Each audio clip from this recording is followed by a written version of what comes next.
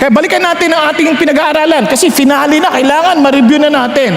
Sabi natin, from chapters 1 to 3 sa ating pag-aaral sa Roma, na may problema tayo. Ang problema natin, we are at war with God. We are under His wrath. Sa ilalim tayo ng kanyang poot, no? Dahil at war tayo because we want to be like God, we want to be in control, pero wala tayong choice. God is still God. Di ba? Tayo naman, nagjo-Diyos-Diyosan. Kaya nga, kapag tinatry natin mag-control, nagwo-worry tayo. Kasi nagjo-Diyos-Diyosan tayo eh. Kaya pag worried ka, nagjo-Diyos-Diyosan ka. Nagkakadinan tayo kasi you're trying to control. Hindi. Pero ang bait ng Diyos, dahil hiwalay tayo sa Diyos, siya na ang nagbigay ng paraan para tayo maligtas, para makipagbati tayo sa Kanya. Pinagkaloob niyang Kanyang bugtong na anak na si Jesus. At matatanggap ito sa magitan ng pananampalataya, tulad ng pananampalatayang ipinahayag ni Abraham. Nakiintindihan natin. Yun ang nakita natin sa chapters 3 and 5. And syempre, pagdating na dito sa chapters 6 and 8, nakita natin, wow, hindi na tayo at war with God. At least, panalo na. Ano na tayo? Bati na tayo. Kanya lang, we are at war with ourselves. Bakit? Kasi within, nag-struggle tayo. Ito yung nakasanayan nating buhay. Ito yung gusto ng Diyos. So, nag-i-struggle tayo. At hindi lang yun, naging kalaban natin yung dyablo. Napansin niyo? Di ba? Dati, normal lang sa atin yung tinutulugan natin yung mensahe ng Diyos. Di ba? Ngayon, lumalabang ka na. Hindi, kailangan ko maintindihan to, di ba? Dati wala lang. Bahala ka, ingay-ingay mo. Wala tayong pakialam, mayabang pa tayo minsan. Pero ito hindi na, kasi bati ka na, nag-i-struggle ka na. But praise God, we are victorious in Christ Jesus. Amen po? Now, ito po ang napakagandang patuloy. Ngayon, bakit pagdating sa chapters 9 to 11, tumukoy na sa Israel? Bakit po importante yung sa Israel? Ano pang kinalaman ng Israel sa bagay ng ating kaligtasan? Bakit kailangan natin yan talakayan at yung sovereignty ng Diyos? Yon. Bakit po? Kasi ito isang bagay. Para maintindihan ninyo, kwentuhan ko ulit kayo. May isang haring Prussia, yung hari ng Prussia. Minsan ay nagtanong sa kanyang chaplain, nagba-Bible study sila. Sabi niya, patunayan mo nga sa akin sa isang pangungusap na ang Biblia ay totoo na dapat nating pananampalatayanan. Di ba? Sa madalas na pag nanampalataya ka sa Biblia, nananampalataya ka sa salita ng Diyos. At inaamin mo na ang Diyos ay totoo. Tama ba? Okay. Sabi nung chaplain, hindi ko na po kailangan ng isang pangungusap. Sabi niya, yan, 2 salita lang. Ano daw yon? The juice. Hindi yung juice na iniinom ha. Yung mga Hudyo. Bakit? Kasi isipin niyo ulit, ang liit ng Israel. Sobrang liit. Pero anong meron dyan na bakit ganun na lamang ang kanilang kontribusyon sa kasaysayan ng katauhan? Bakit naging concern ang mga tao sa kanilang aklat, sa kanilang tinatawag na Biblia? Bakit naging concern ang buong katauhan? Because something happened in that land of Israel na naginapukaw ang pansin ng buong mundo. Una, ang muling pagkabuhay ni Jesus. Pangalawa, makikita ninyo na yung mga pangako ng Diyos sa lumang tipan, biglang nangyari kay Jesus at hindi lang yon, nangyayari sa kasalukuyan nating kasaysayan. Doon pa lang makikita mo na ang Diyos ang may control. Nagkakaintindihan tayo. Kaya napaka-importante ng Israel. Ngayon, sa atin pong napag-usapan, para maalala nyo lang, previously, ano ang in control? Kaya we can take comfort. Bakit? Because God is in control.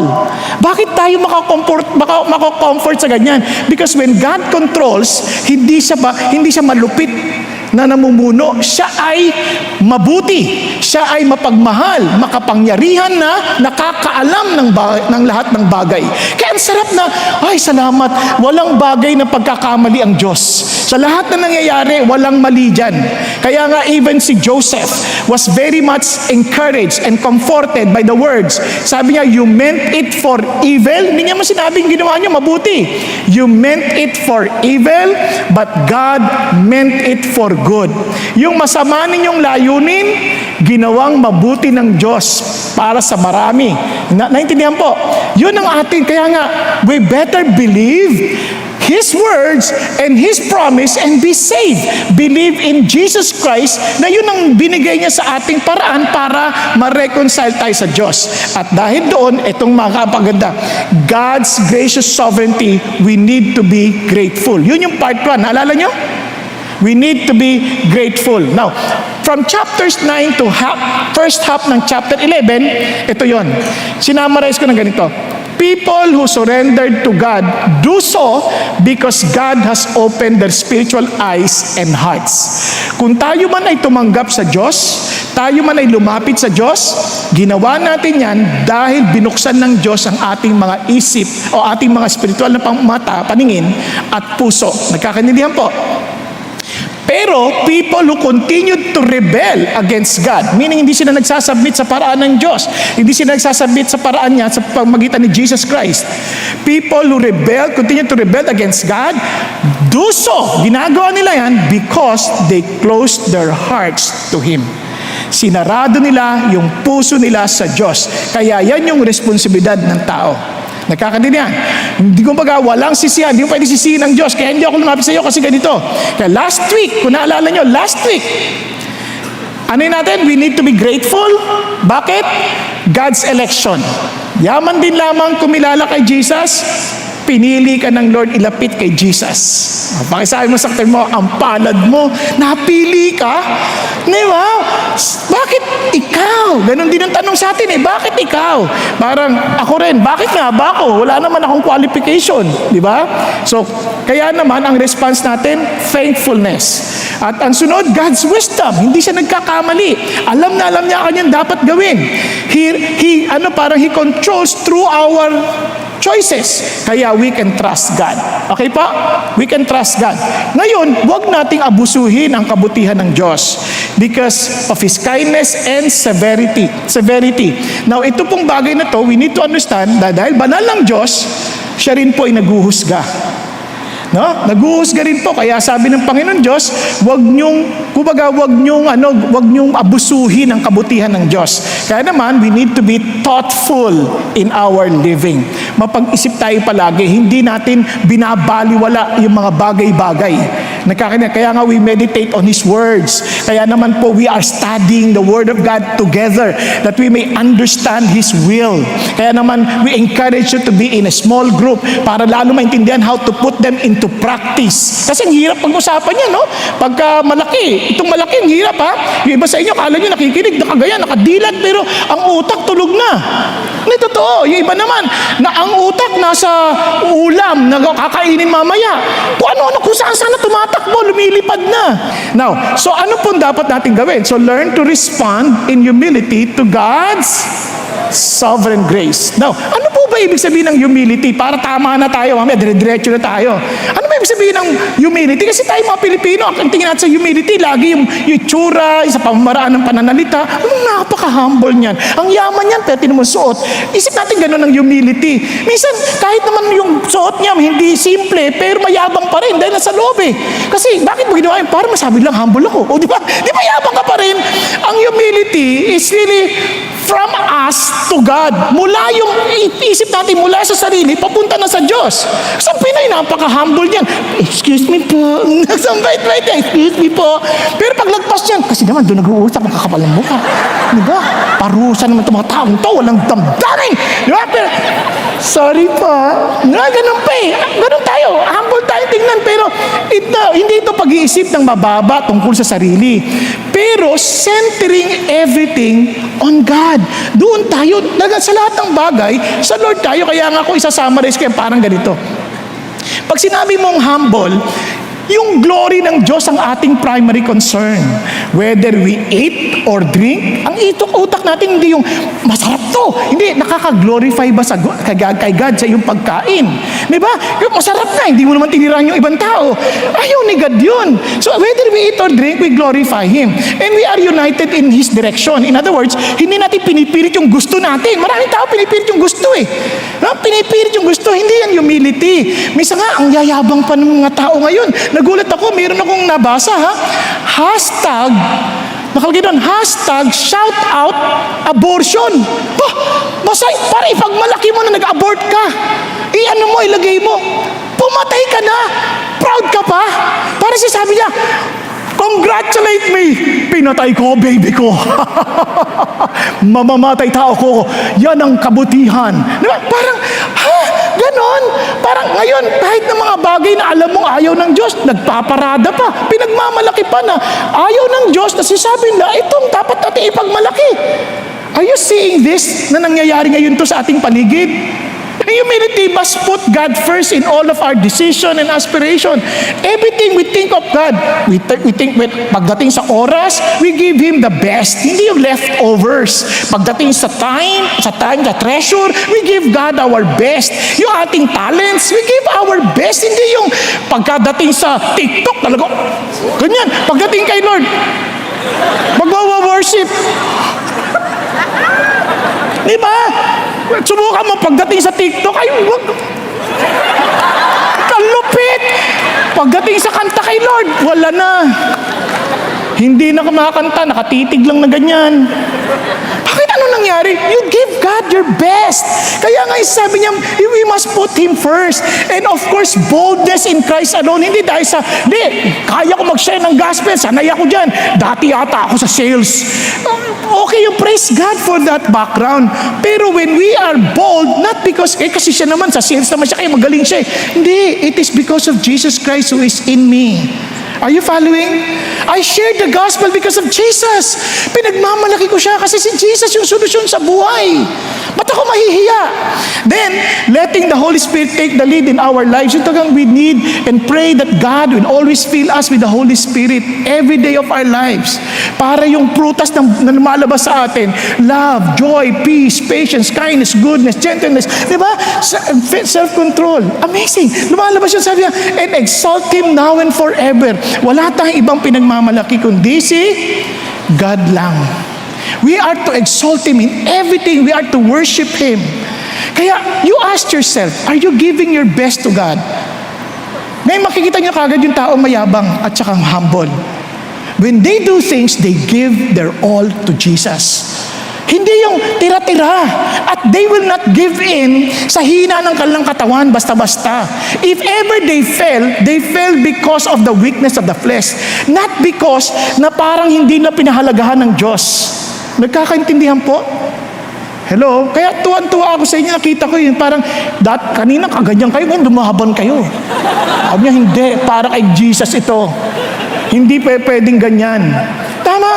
I know, hindi rin komportable nakamas. Tama ba? Hindi komportable nakamas. Ang hirap. Pero bino niyo, tinitiis niyo yan. Bakit? Para hindi makahawa sa iba kung nasa kaaliman. O kaya naman hindi ka mahawa. Kasi you want to protect the body of the Lord because this is His temple. Are you following? But I'm not saying na pag nagtanggal ka, masama kang tao. Hindi ganun, ha? Yung mga iba, talaga masamang tao, nakatakip. Hold upper. Pero ulitin natin, so balik tayo rito, kaya paano natin gagawin yan? Kailangan God. You need to stay connected with God. Kaya yung pagiging humble, you need to stay connected with God. Kaya ulitin ko, stay connected with God. Paano? 6G connection. Huwag niyo kalimutan, mas mataas sa 5G yan. Ano yan? Grafted by God, guaranteed by God, and glory of God. Para tayo laging nakaisip sa Diyos. Remember this, grafted by God. Say it with me.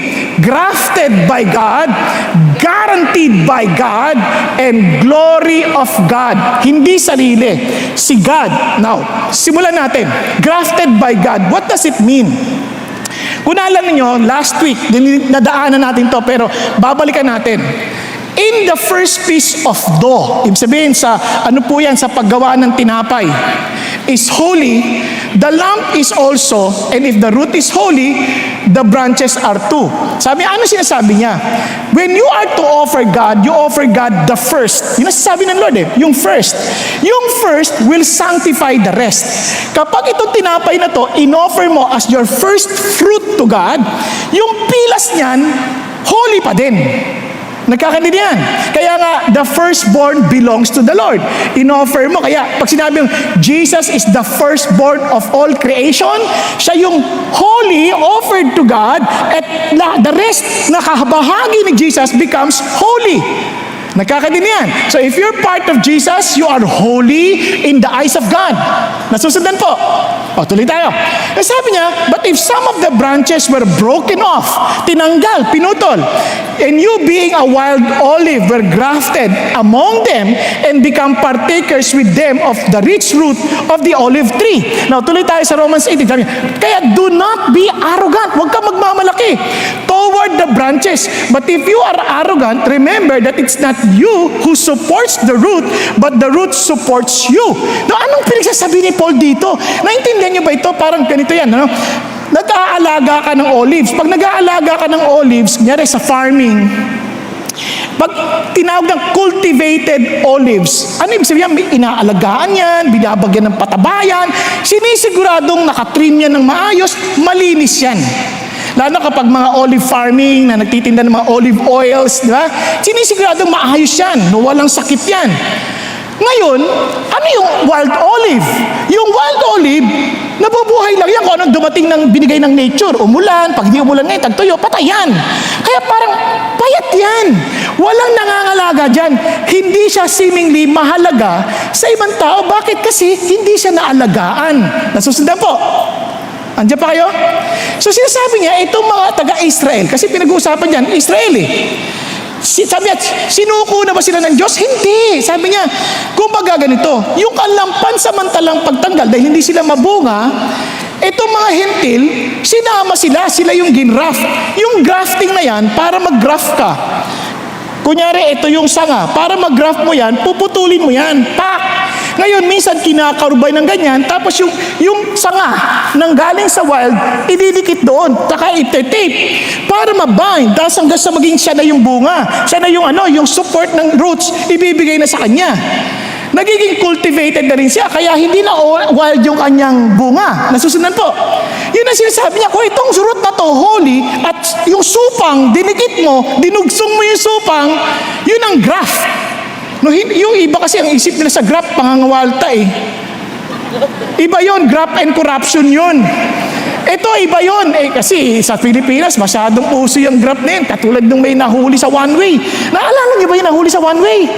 Sabi naroon, sir, one way, no entry. Naku sir, sorry, hindi ko po alam eh. Naku sir, ano ka niyan? Talagang huli ka yan, talagang matitikitan ka niyan. Sir, ano ba Tagalog ng one way? 100 po. Ayan, okay na yan. Yan yung isang klaseng graph. Hindi yan yung graph dito, ha? Hindi yan yung graph dito. Dito, yung graph ngayon, dinudugsong yung supang para yun na magbubunga. Nakakita ako niyan sa San Francisco nung nakaraang pasyal namin doon. Nakita namin, ang ganda. Biruin mo isang citrus tree, iba-iba yung bunga. May suha, may dalandan. Kasi nga, sinupang lang. Naku, ano nyo? But ito ang amazing dito. Sinasabi ni God ganito, kayong mga taga-Israel, dinugtong lang kayo. Itong mga Israel, tinanggal yung iba. Kasi ang tigas eh. Ayaw na magbunga. Ayaw na magbunga. So kukuha ngayon siya sa wild. Yun na idudugtong. Para magbunga ulit. But this time, hindi na siya wild. Kasi aalagaan na siya.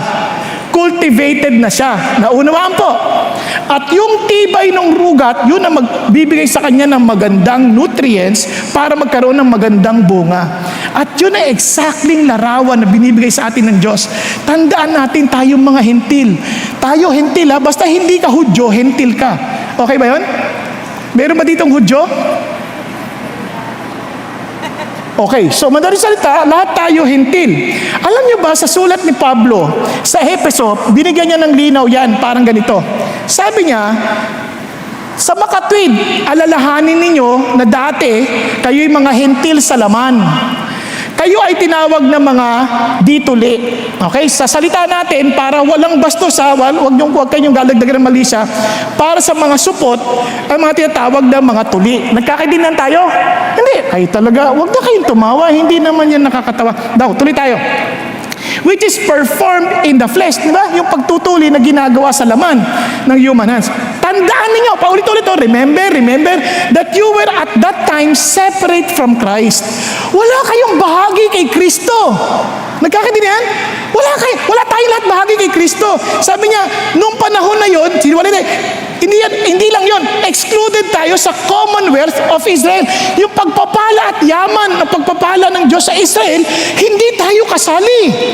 Now, ito pa, at tayo estranghero, saan? Sa tipanan ng Diyos na kanyang pangako. Yung pangakong kaligtasan at pagpapala, hindi natin naiintindihan yun. Yung pangakong binigay niya kay Abraham na magiging pagpapalas, hindi natin naiintindihan yun. Kasi nga, wala tayo doon. No, ito sabi niya, wala tayong pag-asa at wala tayong Diyos sa mundong ito. Alam niyo ba ang tingin ng mga Hudyo sa atin noon? Basta hintil, mga panggatong sa impyerno. Naintindihan po? Yun tayo. Dahil wala si Kristo sa atin, lahat tayo, we deserve hell. We deserve destruction. We have no hope. And ngayon, naging Kristo tayo, anong ginawa? Pero, ngayon, kay Kristo Jesus, ikaw na siyang dating malayo, nilapit sa magitan ng dugo ni Jesus. Kaya ito sinasabi ng Panginoon, dahil tinanggihan ng Israel, tayo ngayon ang nakinabang. Bigla nating pinaunawaan, uy, paano nangyari? Bakit ganun nangyari? Ito, tuloy natin. Kasi ito yung chance na pag minsan nagyayabang tayo, minsan iniisip na natin kaagad, na hindi, kaya ako napalapit sa Diyos kasi talagang mahal ko naman ng Diyos. Bata pa lang ako eh. Talaga naman kay Lord na ako eh. Walang ganun. Lahat tayo, we don't deserve anything. Pakisabi mo sa katabi mo, wala ka namang karapatan talaga sa magandang babae. Wala. You don't deserve any blessing from God. Yung nga tayo, bigyan lang ng araw, masaya na tayo. Sa totoo lang, pwede nga dapat patay na tayo eh. Because sa totoo, lahat naman tayo, mga loko-loko tayo. Hindi natin pinahalagahan ng Diyos. Hindi natin naiintindihan. Minsan, akala natin, kaya tayo nasa Diyos kasi nga, mabait tayo, dahil naging mabuti tayo, nagsipag tayo, nag-aral tayo. Hindi ho. No. Kaya ho, tingnan nyo ha, itong warning ni God sa atin. You will say then, branches were broken off so that I might be grafted in. Sa madalit salita, para maidikit ako, natanggal sila. Oo, kasi hindi sila nakinig, hindi na tinanggap si Jesus eh. Kaya dahil ayaw nila, ikaw na, pinalit. Wow! Sabi niya, quite right, they were broken off, sabi niya, for their unbelief. But you stand by your faith. Do not be conceited. Huwag kang mayabang. But fear. Sa halip na, ay gumalang ka. Minsan, alam nyo, tayo, hindi natin naintindihan yung ganung bagay. Kaya minsan, binabaliwala natin yung bagay ng Diyos. Binabaliwala natin yung mga sinasabi ng Panginoon Kristo, yung mga pinag-aaralan natin, pag hindi natin inintindi. Pag hindi mo yun inintindi, ikaw din, hindi ka na idudugtong. Nakuha niyo po ibig sabihin? Kasi ikaw rin, kung sila nga na broken off ikaw pa, yun ang sinasabi ni Paul, for if God did not spare the natural branches, He will not spare you either. Ikaw yung ang totoo nga nakakabit na tinanggal ikaw pa, hindi ka niya na idudugtong. Ba't ka pa niya idudugtong? Ano pagmamalaki mo? Sa maraming tao, ganyan. Hindi, Christian din naman kami, kaya lang, hindi na iniintindi ano sinasabi ni Jesus Christ. Hindi na iniintindi kung ano yung sinasabi na dapat ka manampalataya kay Jesus. Intindihin naman natin. Seryosohin natin. Kaya nga minsan, hindi natin inintindi. Bakit hindi natin binabasa? Hindi mo ba alam? Yung Diablo pag umatake. Ito, kung talaga anak ka ng Diyos, gawin mo nga tinapay ito. Agad-agad, kung talagang kay Lord tayo, bakit dapat bigyan niya tayong tinapay? Dapat pakainin niya tayo. Ano sagot ng Panginoon? Man shall not live by bread alone. Pero hindi ganun pagkakasabi ni Jesus. Ano pagkakasabi niya? It is written. Seryoso siya to do the will of God. But for some of us, we claim to be Christians, but we're not serious in taking His will. Kaya nga sabi ng Bible, blessed are those who do not take the counsel of the wicked. Bakit? Kasi they delight is in the word of the Lord. Kaya you ask yourself, kaya don't be surprised. Kung akala mo nakadugtong ka, tingnan nyo kung nakadugtong ka, you are always filled with the nutrients. You would desire yung dadiligan ka, mapatanim ng ka. Pero kung wala kang desire for whatever that will make it fruitful, baka hindi ka talaga nakadugtong. Naku, ano yung kayo, huwag tayo magmalaki. Kasi minsan akala natin, dahil nandito na tayo, nag-attend tayo sa CCF, nakikinig tayo ng message, automatic, okay na. O hindi, bumabait na ako, nakikinig na ako kay pastor. Hindi naman yun ang issue eh. Nakipag-isa ka ba kay Kristo? Na sinasabi mo, Lord, siseryosohin ko yung mga salita mo. Siseryosohin ko yung mga pinagsasabi mo kasi ikaw ng Panginoon ng buhay ko eh. Andyan pa kayo? Tuloy tayo. Sabi niya, kaya sabi ng Panginoon, kaya huwag kayo magmamalaki. Ganitong yung nangyari. Therefore, I say to you, the kingdom of God will be taken away from you and given to a people producing the fruit of it. Sabi niya, kasi ganun ang ginawa niya. Yung magsasalarawan niya yung vineyard. Pinatay nila, pati yung mga propeta. Pinatay nila. Ganun ha. Sabi niya, sige, ibibigay ko na to saan? Sa mga hentil. And amazingly, yun ang sinasabi ng Panginoon. Kaya, wag tayo magmamayabang. Kaya nagkwento siya ng talinhaga. Yung talinhaga ng kasal ng kanyang anak. Ito kasi yung talinhaga na yon. Sabi niya, kasal ng mga anak eh. Sabi ng anak. So yung hari, tag-desisyon siya. Imbitahan mo lahat ng mga kaibigan ko at mga kasama natin. Inimbitahan. Nako, hindi pinansin. Makita niyo sa Matthew 22. Hindi pinansin. Sabi niya, hindi, busy kami. Busy kami ha, wala kaming panahon dyan. Meron akong bagong negosyo, inakaskaso ko, ganyan. Tapos sabi niya, siyempre, naggalit yung hari. Hari ka eh. Bakit ka? Hindi papansinin, hari ka. Kung hari ka, ikaw lang mong salita ng hari. Tama ba? Hindi pinansin. Sabi niya, di bale, hindi lang matitikman ng mga hinanda ko. Tawagin niyo mo lahat ng sasakalye. So pinagkukuha yung mga sakalye. Tayo na ngayon yan. Inimbitahan na yung mga hintil. O mga hintil, pasok tayo! Ang problema, pag ikaw yung umattend sa isang kasal, yung pinaka-host, bibigyan kayo ng damit sa kasal. Sila ang nagbibigay ng damit. Ngayon, ibig sabihin, susutin mo yon. Tama ba? Ang problema, may mama doon. Pumasok, hindi nagsuot. Sobrang komportable. Imbitado na kami ng mga bata sa kalye. Hindi ko na kailangan magdamit. Ito po, kailangan niyo po sa... Hindi na. Bakit pa? May mga ganong kasi, hindi ko na kailangan yung mga bagay na yan. Basta ako kay Jesus ako. Basta wala akong maagrabyadong tao. Okay na yan. Basta alam ko, kay Jesus na ako. Di ba? Hindi ko na alam yung mga pinagsasabi niya sa Bible. Okay lang yan. Hindi ko kailangan ng mga kasuotan na ganyan. Ano sabi? Ba't ka nakapasok na hindi ka nakasuot na pandamit ng kasal? Nakuha niyo po. Sabi niya, kunin yan at itapon yan sa lugar ng pinakamadilim na naglalangit-ngit ang mga ngipin. Are you following me? Hindi ho binibiro ang bagay ng Diyos. Yes, God gives us comfort, but God is not telling us to be comfortable with Him. Na parang body-body na, okay lang yan, walang problema dyan. I love Jesus, even if my life does not reflect the love of Jesus. Are you following me? Sabi ni Jesus, if you love me, you will obey my words. But how can we obey if we don't even know His words? And we're not even listening carefully to His words. Nakakaintindihan po? For some reason, nung naging Christian ako, hindi ko maintindihan yan. Nung naging Christian po ako, the first thing that really happened to me, sobrang uhaw ko sa salita ng Diyos.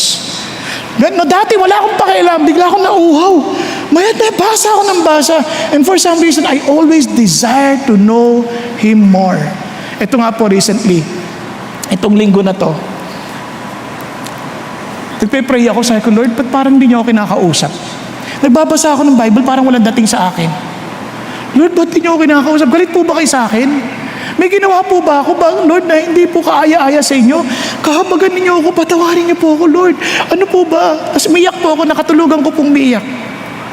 E nakakatuwa lang, mga 2 a.m., biglang may tunog at kantang narinig ako. Lalaki kumakanta. Sabi niya, you are my forever. You are my faithful friend. Sabi ko, Lord, ikaw ba yan? Sabi ko, Lord, totoo. Ano ka ba? Hindi kita sinusuko kailanman. Sabi niya, hindi man ako nagsasalita, hindi ibig sabihin iniwan na kita. Dahil totoo siya sa kanyang salita, I will never leave you nor forsake you. Are you following? And I pray na kung may mga bagay tayong pinagdadaanan, huwag tayong makontento na ganito lang buhay ko, dry na dry ako spiritually, wala nangyayari sa akin, okay lang. Hindi yun ang totoong relationship kay Jesus. Kahit sa mag-asawa, enjoy niyo ba yung mag-asawa kayo, magkasama lang kayo, hindi kayo nag-uusap? Nandun kayo sa sakyan, hindi kayo nag-uusap? Ganun ba yun? Ganun. Hindi, tanongin mo sarili, ba't di na tayo nag-uusap? Di ba tulad na sabi ng babae, ba't gano'n nung dati bago tayo kasal, lagi ka nakatingin sa akin, lagi ka naka-apply sa akin, lagi ka nakahawak sa akin, pag nagdadrive ka, lagi mo akong kinakausap. Sabi nung lalaki, ang monobela hindi gumagalaw, ikaw ang lumayo. Ganun ba? Sabi ng babae, sige. Tumabi. Ano ka ba? Nagdadrive ako. Di naintindihan mo ng totoong kalalagayan. Sometimes we keep on giving excuses. Do you ask question, Lord, ba't hindi ako uhaw sa salita mo? Huwag kang magmalaki na para akala mo, hindi, okay lang. Naintindihan ko na yung tinanggap ko na si Jesus. Nag-pray na nga ako eh. Hindi. Tanungin mo, ba't hindi ako nauuhaw sa'yo? Bakit hindi ko naintindihan yung binabasa ko? Huwag kang makontento doon. Huwag kang magmalaki. Huwag tayo magmalaki. Let us really come to God in prayer and say, God, have mercy on me. Kaya para yung alagad sa Luke 18, pinupukpok pa yung dibdib. Lord, wala po akong karapatan. Maawa ko kayo sa akin. Sabi ng Lord, yan ang dinilig ng Diyos. Be humble enough to admit your real condition before God. Huwag mo natin biruin ang bagay ng Diyos. God is not looking for our activities. He's looking for the reality of our heart that we are surrendered to Jesus. That Jesus, you are my first love. Kapansinin niyo ang Revelation chapter 2. Ang saya-saya, ang sipag-sipag ng mga church of Ephesus, sabi niya, but I have something against you. You have forsaken your first love. Hindi interesado ang Diyos sa mga activities natin. Ang tanong sa atin, are we in love with Jesus? So understand His grace. That's humility. Kaya nga, ano nangyari? Binigay na sahod sa atin. Now, tingnan niyo po. Kaya anong sinasabi ng Lord sa atin ngayon? Kaya sabi niya, let's continue. Behold then the kindness and severity of God. To those who fell, severity, but to God's kind. Para sa inyo, kabutihan ng Diyos. Pero, sabi niya, if they do not continue in their unbelief, ibig sabihin, kung magniniwala rin mga Israel, babalik ko naman sila eh. Basta naniwala sila, babalik sila, hindi ko sila tatanggihan. Hindi naman ibig sabihin, uy, tumanggi ka ngayon, ayoko na sa'yo, bahala ka. Hindi, paano nyo na po, naniniwala na po ako. Wala na! Tapos na ang lahat. Walang ganun. Ito na po. Ibabagsak kita. Sabi niya, they also, if they do not continue in their unbelief, will be grafted in. Babalik naman sila ulit eh. For God is able to graft them in again. Pwedeng gawin ng Diyos yun. Kapag bumambot sila, babalik naman sila ulit eh. Tingnan niyo ba? For if you were cut off from what is by a nature a wild olive tree, and were grafted contrary to nature into a cultivated olive tree, di ba? Hindi ba hindi natural na ginagawa. Yan ay paglang hindi nagbubunga. How much more will these who are the natural branches be grafted into their own olive tree? Papalik din ulit ng Lord. Now, alam nyo ba kung bakit may severity? Ito nangyayari sa Hudyo. Ano ibig sabihin? Pag tayo ba, kahit ang mga hentil, pwede rin ba yung mawala yan sa atin? Of course! Look at what happened to Galatians. The Christian in Galatia. Ganito nangyari. Sabi niya, you have been, look at the words, severed from Christ. Bakit? Because you who are seeking to be justified by law, you have fallen from grace. Allah. Nung una, naintindihan natin we're saved by grace. Pero along the way, bigla na naman tayo nahuhulog sa law. Biglang kailangan magpakabait ako, kailangan gawin ko to para tanggapin ako ni Jesus. Hindi ganun. Kaya ako nagsishare ng gospel kasi mahal ako ni Jesus, tinanggap niya na ako. Tama? Hindi yung magsishare ako para pagdating ako, Lord, nasharean ko yan, kaya dapat pasok ko sa langit Nakuha niyo? Lord, nag-choir ako. Kaya dapat tanggapin niyo. Lord, nag-usher ako. At Lord, ang hirap mag-usher doon sa CCF, kasi iba, sila pang galit sa iyo eh. Pag sinabi mo, wag mo mag-reserve. Titingnan ka matindi. Di ba? Parang, ang hirap po, pero kaya Lord, tanggapin mo ako. Hindi, sabi Lord, hindi. Tignan niyo itong mga to. Bumalik din sila sa gawa eh. Minsan ganun ang pinapasa natin sa mga anak, yung mga Christians. Pinapasa anak, anak ha, tandaan mo. Kaya ako niyang minahal ni God. Kasi lumakad ako, sumunod ako sa Kanya. Ulit nga. Anak, kaya tayo may pera. Kasi si God, binless ako dahil sumunod ako kay God. Ulit! Remember the grace of God. Pwede naman niya ibigay sa iba yan eh. Pero bakit sa atin? It's all by the grace of God. Kaya nga pag pinapaalalahan sa mga anak-anak, lapit ka sa Diyos. Siya lang ang talagang magpapala sa iyo. You walk with Him and love Him and allow Him to love you. Allow Him to experience His love for you. That you may love Him in return. Nagkakaintindihan po? Kahit na i-bless ka o hindi, it's not the issue. The issue, you love back to God because He loves you. Nagkakaintindihan? Dapat wag natin makalimutan. Tingnan niyo ang nangyari sa mga Galatians. Sabi niya, for we through the Spirit by faith are waiting for the hope of righteousness. For in Christ Jesus neither circumcision nor uncircumcision means anything but faith working through love. You were running well. Okay na eh. Okay ka na eh. Who hindered you from obeying the truth? Bakit? Bumalik sila sa pagsisircumcise. This persuasion who did not come from him, nahiwalay, nagkagalit sila. This persuasion did come from Him who calls you. A little leaven leavens the whole lump of dough. I have confidence in you in the Lord that you will adopt no other view, but the one who is disturbing you will bear his judgment, whoever he is. Kasi parang sinasabi sa kanila, kailangan mo na naman sumunod sa batas, kailangan mo ma-circumcise, kailangan mo gawin ito, kailangan para maging Christian ka o maging tagasunod ka ni Jesus. Hindi po. Your relationship with Jesus Christ is dependent entirely on what Jesus Christ did on the cross. Nagkakaintindihan? And because of such relationship, yung bunga, nababago tayo. Hindi tayo magpapakabago para lang matanggap natin si Jesus. Hindi ganon. Lumalakad tayo kay Jesus kasi tinanggap niya na tayo. Nagkakaintindihan po? Dumupunta tayo sa D group hindi para tanggapin tayo ni Jesus. Nagpupunta tayo sa D group dahil tinanggap na tayo ni Jesus. We want to encourage others to experience the same. Nagkakaintindihan? Kaya nga, minsan linggo-linggo tanggap kay Lord eh. Kasi minsan, baka hindi na naman ako tanggap ni Lord. Bakit? Kasi nakatingin ka sa ginagawa natin. Hindi tayo nakatingin sa ginawa na ni Jesus. Doon tayo tumingin. Kumbaga, bayad na. Wala ka ng utang. Pero ang ginagawa natin, hindi, nakakahiya eh. Alam nyo, kaya minsan mas madaling mag-isip ng gano'n eh. Bakit? Kasi pag nagkamali tayo, isip natin, Lord, parang hindi mo na yata mapapatawad kasi kamali na naman ako eh. Kaya gusto ko susunod ako sa iyo. Ito na talaga. Promise, ito na talaga. Ako na to, promise na to. Parang nabibigyan ka ng konsuelo na parang nabayaran mo si Jesus. Insulto kay God yun. Nagkakaintindihan? Kasi pag bumalik ka, Lord, wala naman ako ibang pupuntahan kundi kayo lang eh. Kaya Lord, salamat po. Balik na po ako. Magpapakumbaba, wala akong pagmamalaki. Are you following? Kaya naman, hindi ka rin maghuhusga ng ibang tao. Ibang tao, kaya hindi mo magawang maghusga. Bakit? Dahil alam mo na ikaw ay pinagpatawad lang pa. Kaya wala nang issue tungkol sa pagkain. Pinagtatalunan pa yan. Christian ba yan? Ba't kumakain ng dinuguan yan? Lalo na't wala pang puto. Diba? Huwag ka na doon. Mag-focus. Sabi ng Bible, therefore, let us not judge one another anymore.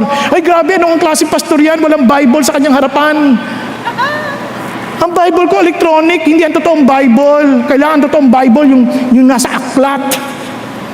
Hindi po. Kung gusto mo ng totoo, scroll. Diba? Sa totoo lang, si Lord ang unang gumamit ng electronic. Yung 10 Commandments, silagay sa tablet. Balik tayo. Kaya, minsan, we keep on judging people. But I'm not saying it's okay na meron kang physical Bible. Walang problema yun. But let us not condemn people who are not using it anymore. Millennia na ako eh. Millennia. Diba? And sabi ko, no, I know I'm convinced in the Lord Jesus that nothing is unclean in itself, but to him who thinks anything to be unclean, to him it is unclean. Kaya sabi niya, for it because of food, your brother is hurt, you're no longer walking according to love. Do not destroy with your food him for whom Christ died. Dahil lang ba sa pagkain? Baka Christian ka, kala ko ba Christian kayo, ba't ganyan mga kinakain ninyo? Makain ka ng baboy. Friends, hindi na issue yun. Ang sabi ng Lord, dahil ang kingdom ng Diyos is not about eating and drinking, But what? Righteousness, peace, joy in the Holy Spirit. Sinusunod mo nga yung dietary regimen ng Bible. Hindi ka naman nagmamahal. Hindi ka nagpapatawad. Husga ka ng kapwa. Pride yun. Remember, you are just grafted in. Nagkakaintindihan po? Hello? We are not saved because of what we did. Ngayon, pati ngayon pinagtatalunan pa. Kailangan Arminian ka. Hindi, Calvinist ka. Ha? Pag di ka Calvinist, wala ka. Low class Christian citizen. Walang ganun sa Bible. Nagkakaintindihan po? Walang Arminian, walang Calvinist. Alam niyo ba yung kasaysayan yan? Basta simple lang alam ko na nanaginip si John Wesley. Pumunta siya sa langit. Excited, sabi niya sa Panginoon, Panginoon, marami bang Methodist dito? Sa langit? Wala. Okay. Baptist? Wala. Anglican? Wala. Katoliko? Wala. Ha? Pumunta ngayon dinala siya sa impyerno. Lord, dito, may Methodist? Madami! Ha? Baptist? Madami! Anglican? Madami! Katoliko? Madami! Nalungkot ngayon siya. Sabi niya, sino lang sa langit? Christian. Minsan ang dami natin pinagtatalunan. Yung iba, magaling ka dyan. Hindi ka pa nga Christian, palagay ko eh. Kasi sabi ng Lord, huwag tayong mayabang. Nagkakaintindihan po. Sa halip tayo po ay magtulungan. Let's carry one another's burden and fulfill the law of Christ.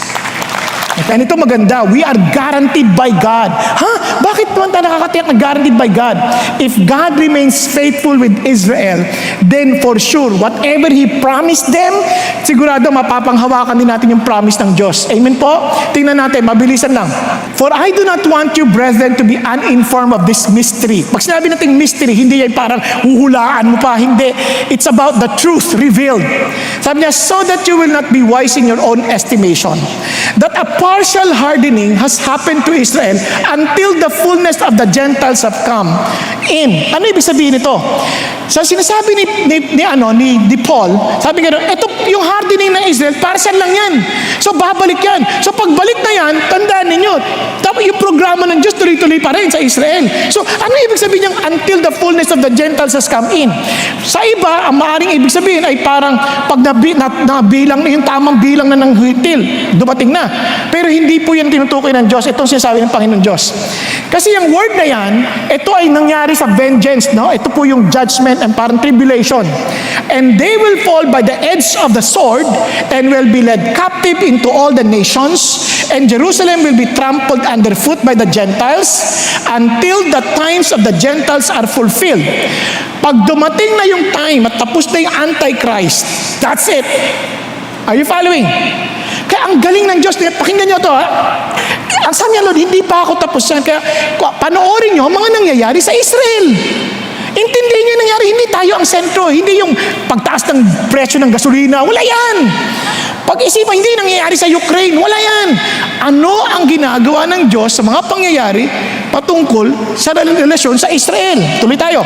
So all the Israel will be saved as it is written. On that day, pagdating na ni Jesus sa second coming, sabi niya, these Israelites will be saved.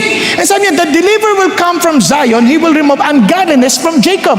So those na madadatnan ni Jesus on the second coming, kung hindi man lahat, majority of them, there would be a great revival for Israel to come and to really believe in Jesus.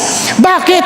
Kasi naalala niyo yung nakaraan, sabi sa Zechariah, on that day, I will seek to destroy all the nations. Diba, kita lang paano pinagtatanggol ng Diyos ang Israel. And come against Jerusalem. And I will pour out on the house of David and on the inhabitants of Jerusalem the spirit of what? Grace. Ibubuhos ng Diyos ulit yung kanyang biyaya and pleading so that they will look at me. Sila ngayon ang maghahanap na kay Jesus, kay God. Tingnan mo, bakit si Jesus? Whom they pierced. And they will mourn for him like one mourning for an only son, and they will weep bitterly over him like the bitter weeping over a firstborn. Kaya hindi lang maisip, kailan namin kayo pinierced? Hindi lang naisip na nangyari yun panahon na si Jesus. Nagkakaintindihan po. Kaya ito, tinan nyo ha. Kaya this is my covenant with them and I take away their sins. In other words, on that second coming, sabi niya, this is the covenant. Galing yan sa Jeremiah 31. I will make with the house of Israel, after those days, declares the Lord, I will put my law within them, and on their heart I will write it, and I will be their God, and they shall be my people. Now, tingnan nyo, ginagawa ba ng Diyos ngayon yan? Panoorin nyo ang nangyayari. Kailan na ibalik ang Israel sa bayan ng Israel? 1948. And also I will restore the captivity of my people Israel. Isipin niya, 1,900 years ha? Hindi nila maintindihan. Walang Israel. Kalat lang sila sa iba't ibang bansa. And they will rebuild the ruined cities and live in them. And tingnan niyo na Israel ngayon. And they will also plant vineyards and drink their wine and make gardens and eat their fruit. In terms of agriculture, ang Israel, grabe! Talagang kain ng pakainin ng buong mundo. Sa kabila ng katotohanan na 2/3 of their lands, disyerto. Are you following? Uy, kasi yung katabi nyo, sayang to. Hindi nyo ito maririnig sa iba, promise. I will plant them on their land, and they will not again be rooted out. Hindi na sila maalis dyan. Sabi niya, which I have given to them, says the Lord. Yun ang pangako ng Diyos. And don't you know nowadays, di ba, concern tayo sa COVID, kasi ito hindi galing sa Diyos, ito galing sa Diyos. Ang Diyos ang may hawak ng lahat. Alam nyo ba, kasi mayroong third temple na gagawin.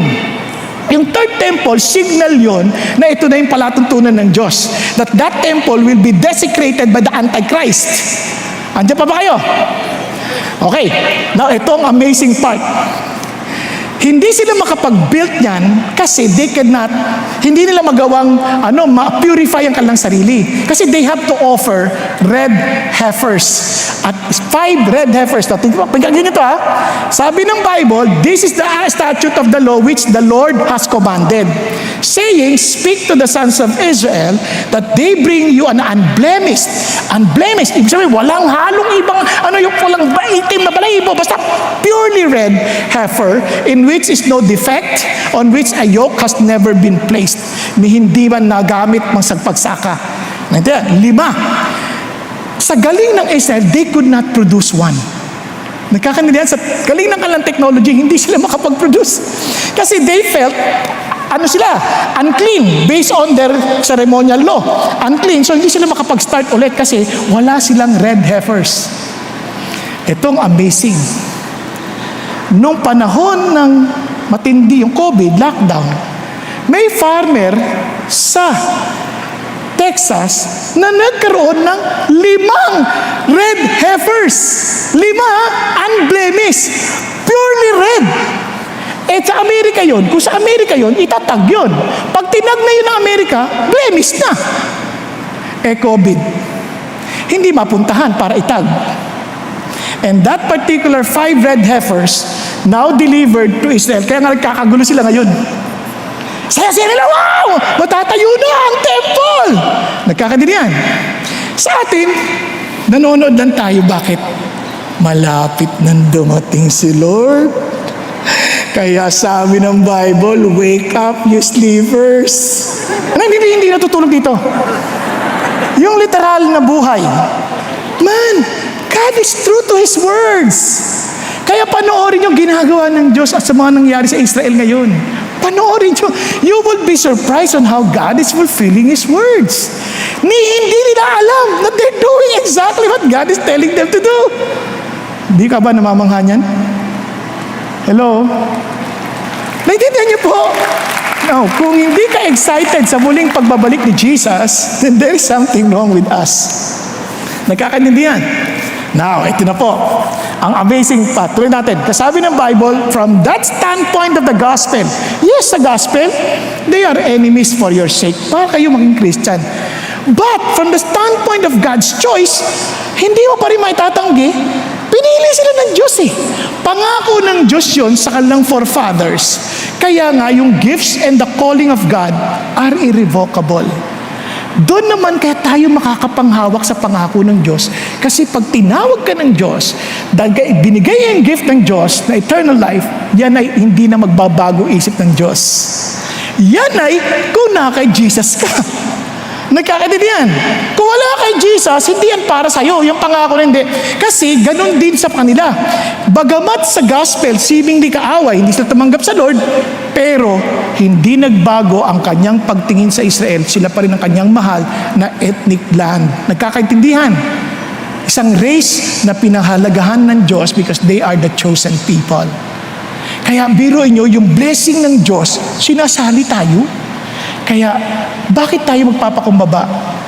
Talagang, Lord, salamat na yung aking pananampalataya hindi nakasalalay sa katapatan ko, nakasalalay sa katapatan ng Diyos. At dahil tapat siya, nagiging tapat din ako. Kuha ninyo? Kasi yun ang bunga eh. Tapat siya, kaya yun ang sinasabi ng Panginoon. Tingnan niyo po may challenge ang Diyos sa atin. Look at it. For, just as you were disobedient to God, but now, you have been shown mercy because of their disobedience. Ano sinasabi ng Lord ngayon? Dati kang disobedient, ano ka na ngayon? Nakatanggap ka ng mercy, ano ka na raw ngayon? Obedient. Obviously, opposite. Tama ba? Tanong yung sarili mo, are you really obedient? Huh? Parang disobedient pa rin.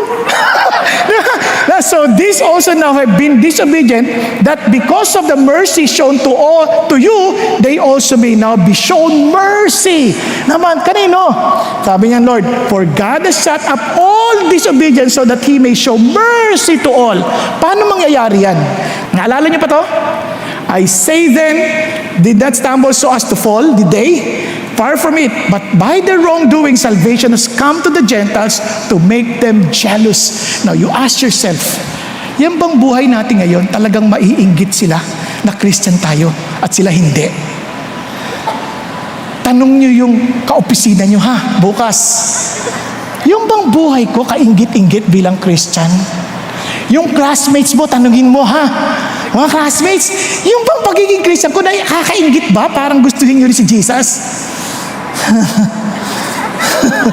Kabahan ka pag ang sagot. Di ba? Ganon din, punta ka sa magulang mo, hindi Christian, mama.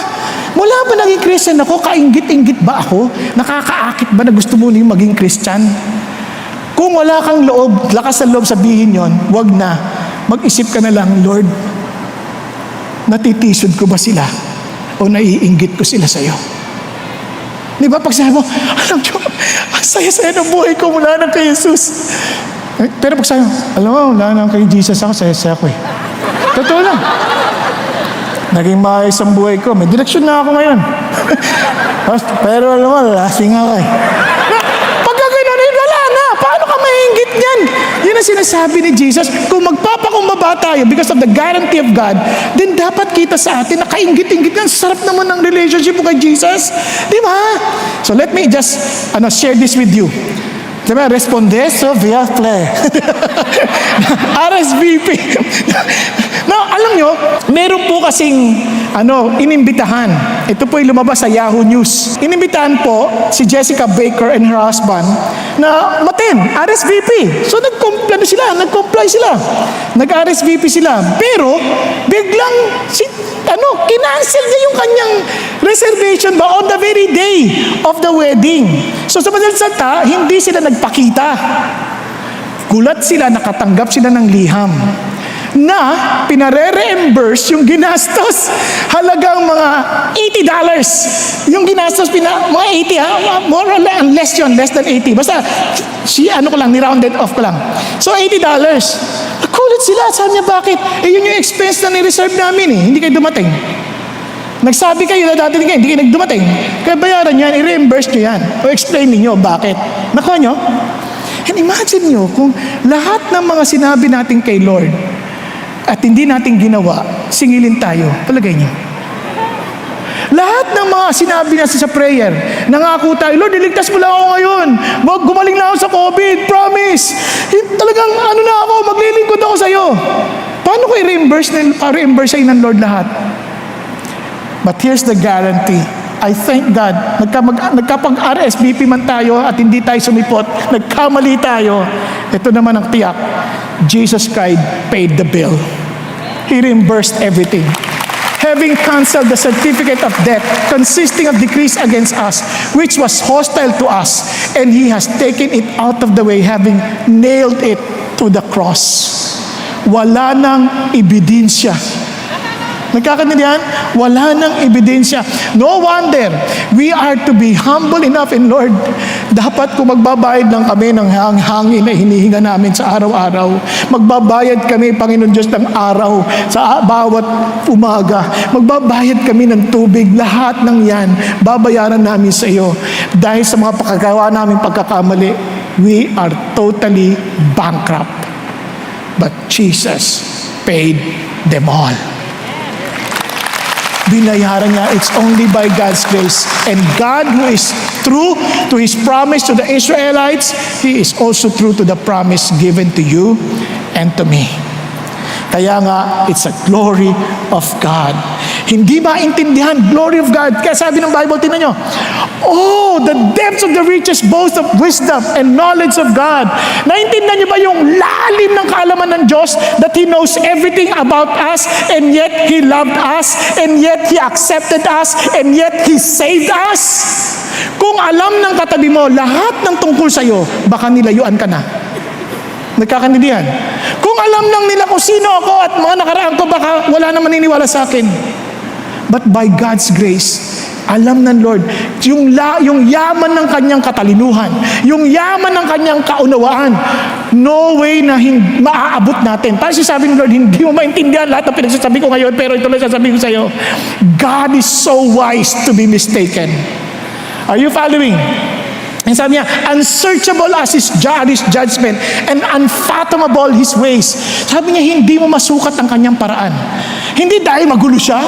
Yung kanyang judgment, hindi mo kailangan, kapag nag-judge si God, He's so righteous na hindi mo kailangan imbestigahan ang kanyang desisyon. Because it's something unsearchable. Yun ang sinasabi niya, unsearchable. For who has known the mind of the Lord and who become His counselor. Kaya itong sinasabi ko sa inyo, pagdating sa langit, minsan nayayabang natin, pagdating sa langit, sasabihin ko kay Lord to, sasabihin ko to kay Lord to, sasabihin ko to kay Lord. Ito lang masasabi ko sa iyo, ulitin ko lang. Pagdating mo sa langit at pagkakita mo kay God, wala ka nang masasabi. Katulad ng kantang, you are beautiful beyond description, too marvelous for words, too wonderful for comprehension. Hindi ko makaya, Lord. Sobrang, wow. How could you love such as I? Despite your holiness, despite your wisdom. Lord, paano yun? And sabi ni God, and sabi niya, kaya walang pwedeng mag-counsel sa kanya, and who has first given to Him that it might be paid back to Him again? Meron ba? Sabi niya, for from Him, through Him, and to Him are all things, to Him be the glory forever. Amen. And this is real worship. Yung bang lahat ng bagay natin in our humility is an expression of our worship to God. Pagtatrabaho, worship sa Diyos. Pananamit, worship sa Diyos. Lahat ng ating ginagawa, iniisip natin, Lord, I want to honor You and glorify You in this. Nagkakaintindihan po. I want to give my all because everything is Yours. Sa inyo ito lahat. Walang akong pag-aari. Tayo pong lahat ngayon, yung po tayo sandali, makipag-usap tayo sa Diyos. Huwag tayo magaling-galingan sa Diyos.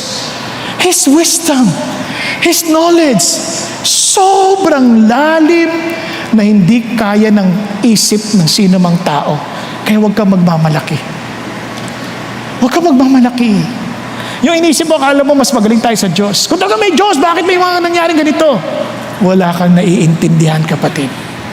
Sabi niya, sobrang lalim ng kanyang kaunawaan at ang kanyang paghuhusga.